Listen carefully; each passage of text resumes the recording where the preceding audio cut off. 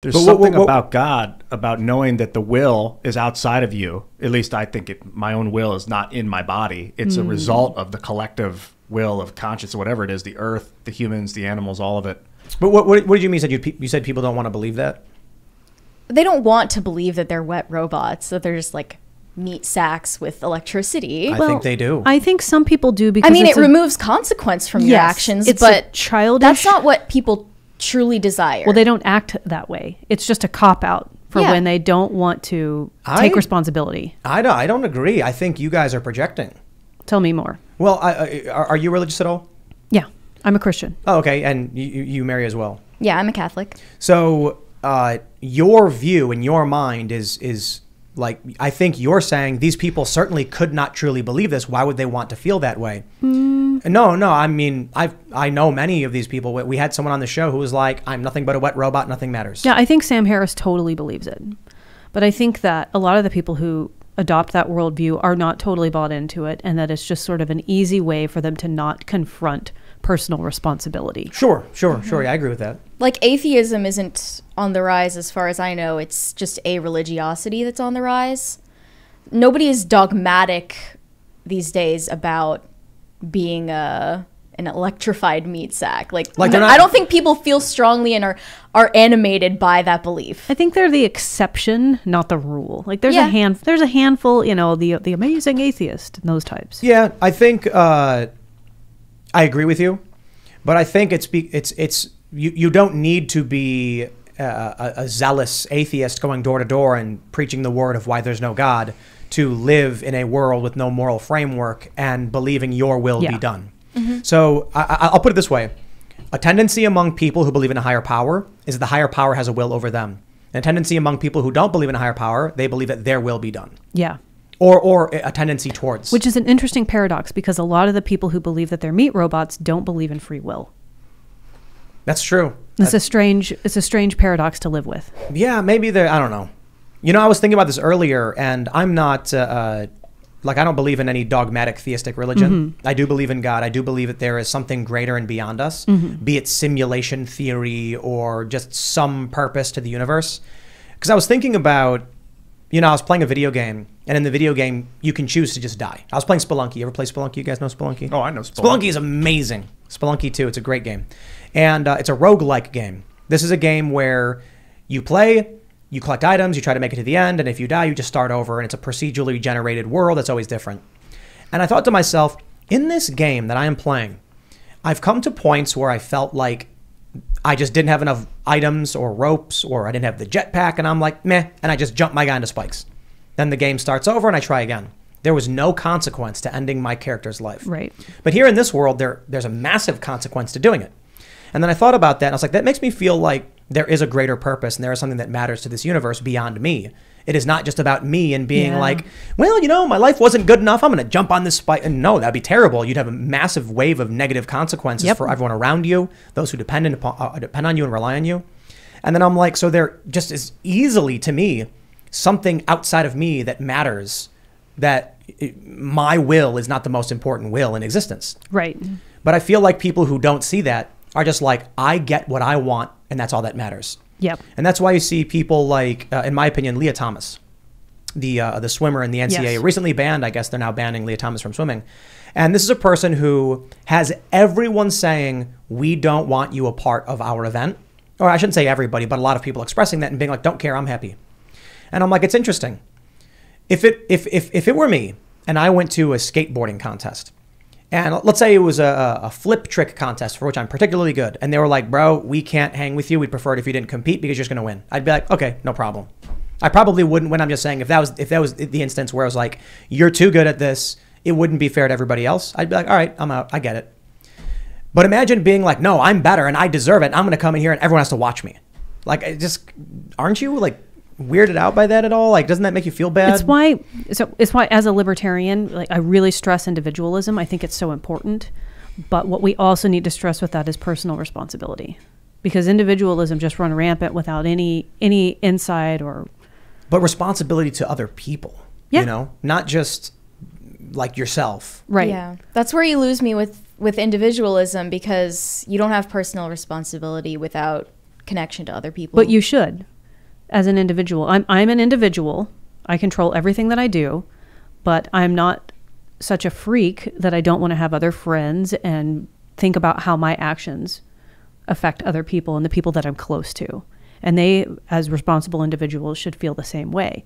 And so I do believe that there is a strong sense of connection to other human beings through that. It's through personal responsibility and caring, and also understanding that every human value has some sort of, unique intrinsic value to it. And sure, some people are more valuable than others depending on how they contribute to the world and what they do to you.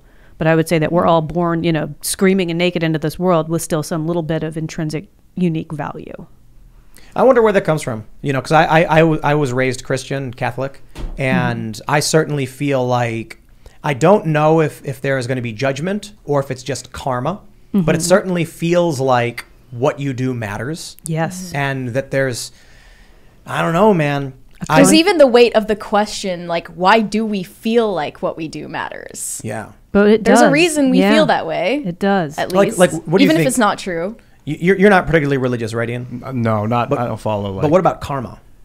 I think it's definitely real. I was just studying the phantom DNA experiment last night. They take DNA, they put it in a vacuum, and they bombard it with photons, and then they remove the DNA from the vacuum, and the photons stay there for like 2 weeks as if the DNA is still there. I'm like, what's a ghost? Well, it's probably like photons that are still orbiting something that used to be there that doesn't know. It's still behaving, feeling even maybe. Like when you look at these clouds of plasma and the way they move, I mean, maybe they're not intelligent, but they definitely seem to be reacting to stimuli. So that I get. You're alluding to some kind of spiritual after image or energy, but your magnetic field. Karma. Right? I think it exists within the magnetic field's behavior. But there's like, how is that? You're programming. I don't understand. If you do something mean to someone, how does something bad happen to you after the fact? You're programming your field or the field around you with that behavior, and then that behavior is going to encourage you to continue with this programming. So you're saying like your intentions and actions emit an energy that has a reciprocal effect back. Yeah, I don't know if emitted energy is exactly the right word. They seem to be spinning the reality in a way that becomes addictive, conducive. Leaves a trace. All right. Yeah. That's why it's easier to do the same thing over and over again. I noticed that in my base life. That's very true. I feel like it would take a long time to break down point by point, like how you see it happening. But I think the simple answer is you believe that there is something that happens outside of your actions that will have your actions will have an impact and they matter. But I think it's the way you feel about your actions. I used to think about George Bush Jr. war in Iraq. Like, well, bad karma. He took us into the war. He's going to have bad karma. But he felt fine about it, as far as I can tell. So I think it's if you feel good about doing evil, you're going to have good karma. If you feel bad about doing good, you're going to have bad karma. That's interesting. So I'm trying to compare that to how I feel about kind of something you touched on earlier, which is when you do something bad and then you do it again. And I don't know if I agree with you on that, Ian, because I kind of feel like the way I've often described it is serving organization and order is typically good, and serving chaos and destruction is typically bad, but not always, but tendency towards, kind of like a yin yang kind of thing. And so I kind of view the world like, I don't know. Maybe, like I was saying, maybe it's because I was raised Christian, but I feel that if I wrong other people, I will regret it. Like there's a badness to it that will affect you in some way. I don't believe in hell. I don't think I'm going to be surrounded by ice or fire or be chewed in the mouth of the devil himself or anything like that. But I just kind of feel like, I don't know, man. It just feels like when all this comes done, they're going to be like, you were a dick. I think everyone knows it. A good person to ask is a soldier that killed in combat, because if you're killing for the greater good for your country, you have good karma. I hope that good karma comes to you for doing that. I don't know. But when they're judged, their soul is judged. I don't know. Maybe God will be like, well, you evil. You killed, therefore. But I don't think killing is evil. But there are so many factors that go into evaluating an action like that. There's what the person thinks it was. Just following orders. Whether or not it was truly what they did. That's their intent. And then there's the object of what they did, which some people would argue is murder, but others would argue is defending your country. Yeah, because you could think you did it and have the karma. And then there's the consequence. Like maybe you thought you killed someone, but you didn't. or like a simulation in your mind or something? No, like a like metaverse, some weird mind. a car crash happens and you think it was your fault. Yeah. yeah, if you Right. just mistook your action for some other action. Well, how does that relate to karma? If you feel guilty about something that wasn't technically your fault. You might. I just mean there are many factors that go into evaluating whether an action was Good or evil. virtuous or To sort vicious. of wrap it all back, well, I guess what I was trying to say is that I find a tendency among many of these leftists is that they don't have that fear. Correct. They do not fear that their actions, there will be any negative repercussions to them.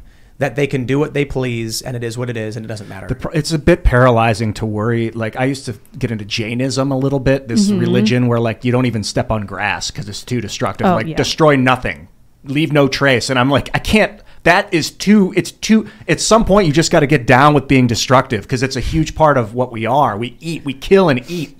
We destroy to consume. You know. I mean, I can tell you about that as someone who was vegan for 15 years. Part of it is neuroticism. I abhorred violence. I think I was strangely violent as a female child. I think I was very violent. I grew up in a very conservative home, whatever, I was the only girl in the neighborhood. And I had sort of a reaction to my own violent behavior, and I was very committed to nonviolence. But it did get to a point for me with Crohn's disease where I had to make a literal life and death decision, and I had to get over my neuroses and change my diet because I could eat nothing else. And that's, I think a lot of environmentalists and Jainists and people like that have that incredible guilt associated with it, and paranoia and neuroses, which is interesting with the implications that Tim raised of basically kind of, it's almost like they don't have a conscience in these certain respects, because a lot of them also behave in this very compartmentalized, nonviolent way towards animals and environmentalism. But it almost makes me think maybe some of it is self-hatred and self-loathing. I think I want to be careful too, because I don't think it's absolute when I say like leftist. I'm not trying to say like literally every person on the left thinks this. I just say there's a tendency towards. Yeah.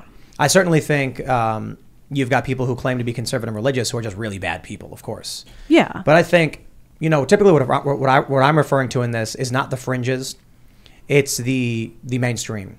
Among the mainstream and establishment left, I question the morality of these personalities who don't seem to have one. Yes. When they'll say stop and frisk is bad, red flag laws are good. Yes. It's why is stop and frisk bad? Well, because they directed it at black people. Do you think they're not going to do that with red flag laws? I'll tell you this. I tweeted this earlier. I said trans people have higher suicide rates, and the left has a higher tendency towards mental illness. Red flag laws, by that logic, will disproportionately affect the left. Yes. And that tennis player, Marina Navratilova, how do you pronounce her name? Yeah, something like that. Tweeted at me some really nasty thing, and she was just like, are you naturally an asshole, or did you have to try really hard? Where did you come up with this BS statistic, the left and mental illness? I know and PA voter fraud, which is weird because I didn't tweet about. And then she was like, I know where the real mental illness is. It's in this delusion. And it was like this really nasty thing. And I was just like, okay. Went on Google, typed in liberal mental illness, and then just started screen grabbing all of the things that came up, because they do. She ended up taking the tweet down and saying, I apologize. But that's the example. High profile, prominent individuals who are angry, arrogant, and use their ignorance for influence, or they use in their ignorance, they influence. Not even an effort to Google search it. Hubris and laziness. Yes. And that is driving a large portion of the political debate. Thanks for checking out this segment from the Timcast IRL podcast. But if you want to check out the full show live, tune in Monday through Friday at 8 p.m. And if you want more special access content, head over to timcast.com and become a member.